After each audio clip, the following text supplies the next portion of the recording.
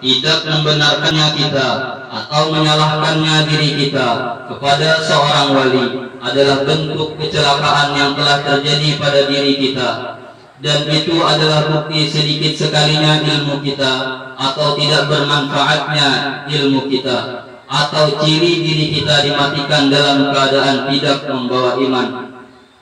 Tidak membenarkannya diri kita terhadap apapun yang terjadi di dirinya seorang wali adalah bukti jauhnya kita daripada rahmatnya Allah. Semoga kita dijauhkan daripada merendahkannya diri kita pada tingkah lakunya kekasih-kekasih Allah. Manaqib Guru Sekumpul. Beliau ketika di dalam kandungan ibu beliau diberi oleh Allah Ta'ala anugerah melihat cahaya seperti bulan purnama menuju ke pangkuan ibu beliau. Dan ketika ibu beliau mengidam ingin memakan sesuatu makanan atau buah-buahan, maka dikabulkan oleh Allah keinginan ibu beliau tersebut di dalam mimpi ibu beliau, sehingga keinginan ibu beliau sudah tiada lagi ketika ibu beliau bangun dari tidurnya.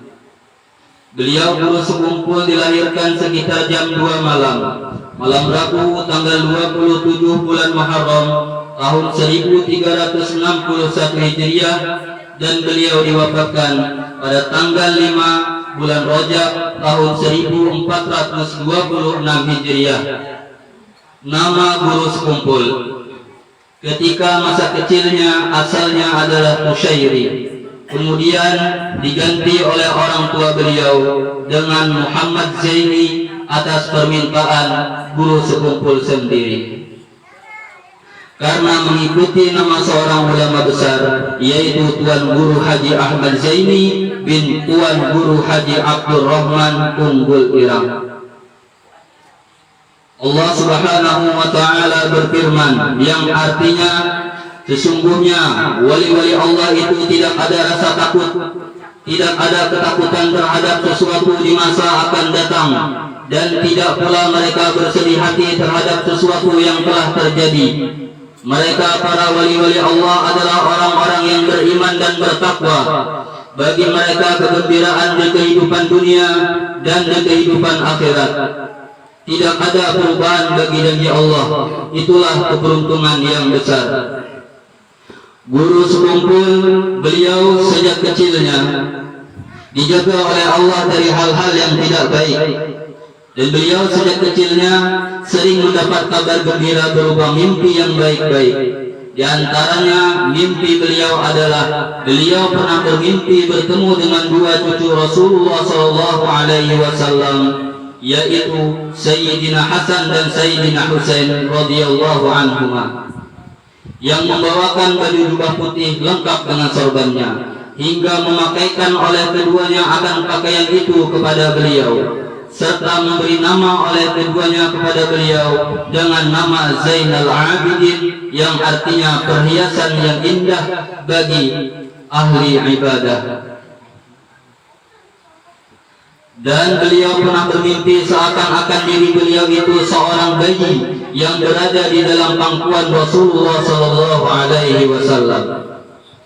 Guru Sekumpul adalah seseorang yang sering bermimpi bertemu dengan Rasulullah SAW, dan adalah beliau Guru Sekumpul sering pula berjumpa atau bertemu dengan Rasulullah SAW di waktu bangun. Dan Guru Sekumpul di masa mudanya sudah mendapat anugerah dari Allah berupa kasyaf hissi, yaitu melihat yang tidak dapat dilihat dengan mata kepala, seperti melihat sesuatu yang jauh atau yang tersembunyi di dalam hati. Bahkan beliau dapat melihat kepada sesuatu hal yang belum terjadi sekalipun. Guru Sekumpul, orang yang pertama mengajari serta membimbing beliau adalah orang tua dan nenek beliau sendiri, yang mengajarkan ilmu tauhid, mengajarkan ibadah, mengajarkan akhlak yang mulia, serta mengajari membaca Al-Quran. Guru Sekumpul adalah orang yang sangat cerdas. Beliau hafal Al-Quran dan tafsirnya, serta kitab-kitab yang lainnya. Kesungguhan beliau dalam menuntut ilmu dan ibadahnya selalu kuat. Bahkan ketika kehidupan keluarga beliau sangatlah berkekurangan, yang ketika hujan turun hanya dapat berteduh di satu sudut rumah, yang di dalam seharinya hanya makan satu bungkus nasi dibagi 4 orang. Beliau guru sekumpul sejak kecilnya hingga tuanya, selalu beribadah siang dan malam. Tidur malam beliau hanya sebentar, karena kebiasaan di dalam keluarga beliau ialah beribadah di malam harinya. Dan guru sekumpul, beliau di waktu mudanya suka beliau itu bersunyi di suatu tempat untuk beribadah kepada Allah. Di antara ibadah beliau ialah selalunya beliau membaca zikir La ilaha illallah sebanyak 24.000 kali di dalam sehari semalamnya. Kemudian dibimbing orang tua beliau dan guru beliau agar beliau memperbanyak membaca sholawat, maka beliau pun memperbanyak membaca sholawat. Beliau sejak kecilnya dididik orang tua beliau dengan bersifat pemurah, sekalipun kehidupan beliau sekeluarga sangatlah susah. Harta yang dimiliki beliau selalu dikorbankan untuk kepentingan agama atau menolong fakir miskin, terlebih lagi untuk membantu guru-guru agama. Ketika pembesar-pembesar pemerintah dari berbagai negeri datang memberi hadiah kepada beliau, maka dibagikan beliau kepada segala fakir miskin sampai habis. Beliau guru sekumpul selalu lemah lembut dan kasih sayang kepada semua ciptaan Allah, dan sabar serta menyandang sakit tatkala disakiti. Sifat pemarah sangatlah jauh dari diri beliau. Bahkan beliau doakan orang yang memusuhi beliau agar selalu mendapatkan kebaikan. Beliau selalu merasa cukup dengan apa yang ada, walaupun itu sedikit. Dan beliau guru sekumpul sejak kecilnya bersifat rendah hati dan pandai menutupi keistimewaan yang ada pada diri beliau. Beliau adalah warisnya Rasulullah SAW yang menghidupkan kembali ajaran orang-orang soleh terdahulu, yang majelis beliau dihadiri lebih dari 10.000 orang, yang diisi dengan pelajaran agama, terutama yang wajib dipelajari, yaitu pelajaran ilmu tauhid, ilmu fikih, dan ilmu tasawuf, serta diisi majelis beliau dengan amalan-amalan berupa maulid dan wirid-wirid lainnya. Dan beliau guru sekumpul selain bermajelis, beliau juga menulis beberapa kitab. Beliau termasuk hamba yang dikenal banyak memiliki karomah.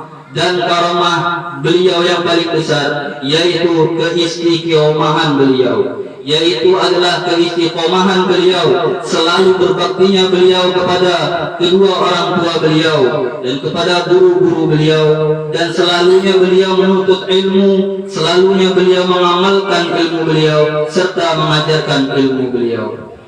Bahkan beliau sempatkan mengajar walau dalam keadaan berbaring karena sakit yang ada pada beliau, dan itu merupakan bukti kasih sayangnya beliau kepada umatnya Rasulullah SAW. Beliau guru sekumpul mewasiatkan agar kita semua selalu menghormati para ulama, meluruskan hati, jangan berkhianat, murah diri, suka menolong, murah tangan, suka memberi, menahan kejahatan, memaafkan kesalahan orang, jangan bermusuh-musuhan, jangan serakah pada makhluk, berpeganglah hati pada pokok segala hajat kepada Allah Subhanahu wa Ta'ala. Jangan mengharap selamat kecuali dalam kebenaran. Jangan merasa lebih baik, jangan merasa lebih mulia dari orang lain. Semua yang mengganggu, semua yang menyakiti, serahkan pada Allah, jangan dibalas dengan hal yang serupa. Dan beliau mewasiatkan agar hendaknya lah kita semua selalu memandang nikmat Allah, agar hati kita selalu gembira dan bersyukur, dan janganlah kita suka memandang kepada bala karena berakibat kepada kesedihan dan kekufuran. Dan beliau mewasiatkan agar hendaknya lah kita semua menuntut ilmu agama yang menyebabkan masuk ke dalam surga. Semoga dengan berkat pembacaan manaqib ini kita semua serta keluarga dan tetangga kita Allah jadikan sebagai orang yang cinta kepada Allah dan cinta kepada Rasul-Rasulnya Allah dan para wali-walinya Allah dan kepada orang-orang yang soleh. Karena sebab cinta itulah kita akan dikumpulkan oleh Allah bersama mereka kelak di akhirat. Amin ya rabbal alamin. Al-Fatihah.